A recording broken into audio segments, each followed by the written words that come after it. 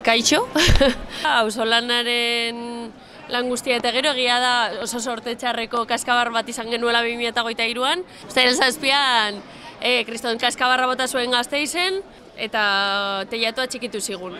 Orduan erabilera gabe gelditu zen, ezin zen erabili eta urtebete eman dugu hori konpontzen.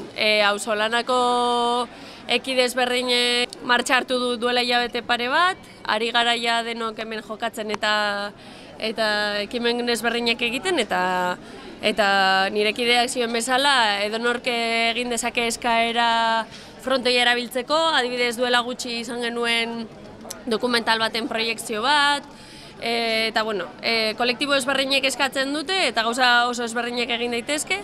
Orduan, bueno, ez da bakarrik kirola egiteko leku bat, baizik eta aniztasuna sustatzeko espazio handi bat. Eta orduan gaur hau ospatzea erabaki izan dugu, goizean pelota partiduak izan ditugu, perkusio talde bat ere hementxe daukago, bertsolaritza obren aldetik, egia da auzolana talde txikiak egin direla teilatua konpontzen joateko. Oso lanketa teknikoa izan da, egia da talde txikietan antolatu dela, noski, ezin delako edonor etorri teilatu bat konpontzera.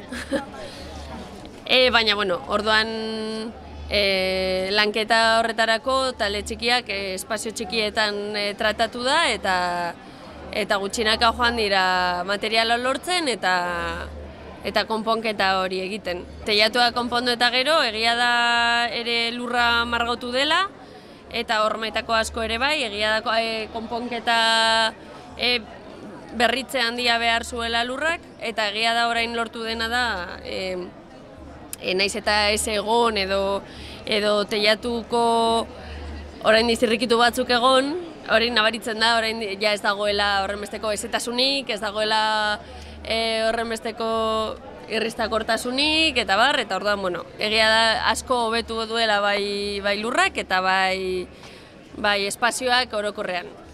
Orduan hori, lehenengo teilatua konpontzea izan zen garrantzizkoena eta gero eta lurra eta horma guztiak konpontzea.